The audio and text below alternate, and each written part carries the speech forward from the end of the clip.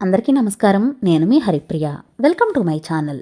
ఇవాల్టి వీడియోలో కార్తీక మాసంలో జరిగే వనభోజనాల గురించి కొద్ది వివరాలు తెలుసుకుందాం. మన తెలుగు రాష్ట్రాల్లో కార్తీక మాసం వచ్చింది అంటే చాలా పండుగ వాతావరణం ఉంటుంది.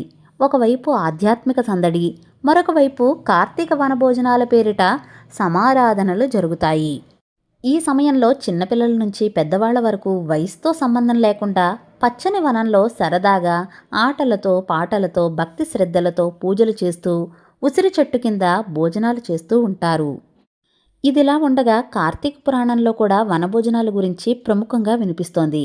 ఈ సందర్భంగా కార్తీక వనభోజనాలను ఉసిరి చెట్టు కిందే ఎందుకు చెయ్యాలి అంటే మన హిందూ పురాణాల ప్రకారం ఉసిరి చెట్టును దాత్రి అంటారు. క్షమించే గుణానికి ప్రత్యేకగా భావించే ఈ ఉసిరి చెట్టును లక్ష్మీ విష్ణు స్వరూపంగా భావిస్తారు. అందుకే కార్తీక మాసంలో ఉసిరి చెట్టు ఉండే వనంలో వనభోజనాలు చేస్తారు. విష్ణుమూర్తికి అర్పించే వనభోజనం చేయడం వల్ల సకల దోషాలు తొలగిపోతాయని పురాణాల్లో పేర్కొనబడింది. వనభోజనాల్లో భాగంగా ఉసిరి చెట్టు కింద భోజనం చేయడం వల్ల ఆరోగ్య ప్రయోజనాలు కూడా ఉన్నాయి. ఉసిరి చెట్టు నుంచి వీచే గాలి కారణంగా మన శరీరంలో అనేక రుగ్మతలు తొలగిపోతాయని ఆయుర్వేద డాక్టర్లు కూడా చెబుతున్నారు. ఈరోజు మేము వనభోజనాల కోసం కండ్లకోయ ఆక్సిజన్ పార్క్లో అయితే ఉన్నాము. ఎందుకంటే ఈరోజు వనభోజనాలను ఏర్పాటు చేసుకున్నాం. ఇది చాలా బ్యూటిఫుల్ ప్లేస్ అండి. ఇక్కడకు మేము మా కజిన్స్ అందరితో కలిసి వచ్చాము.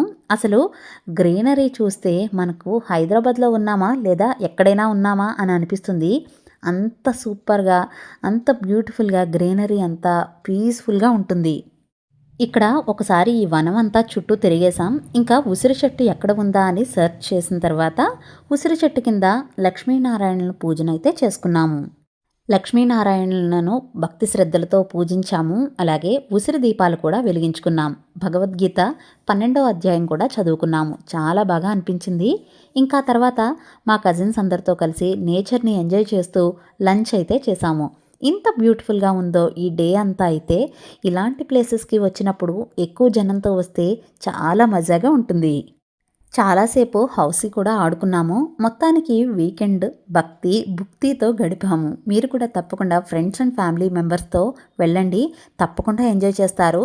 నాలా ప్రకృతి ప్రేమికులు అయితే ఇంకా బాగా నచ్చేస్తుంది. ఈ కండ్లకోయ ఆక్సిజన్ పార్క్ ఎక్కడ ఉంది, దాని గూగుల్ మ్యాప్ డీటెయిల్స్ అన్నీ కూడా నేను డిస్క్రిప్షన్లో ఇస్తున్నాను. క్లిక్ చేసి చూడగలరు. ఇంకా ఉదయం 10 గంటలకు వెళ్ళిన వాళ్ళం సాయంత్రం 6 గంటల వరకు కూడా అదే పార్క్లో ఉన్నాము. అంతా ఎంజాయ్ చేసాము. పార్క్ అంతా కూడా చాలా బ్యూటిఫుల్గా, చాలా పీస్ఫుల్గా, కామ్గా ఉంది. వీడియో నచ్చితే ప్లీజ్ లైక్, షేర్, సబ్స్క్రైబ్.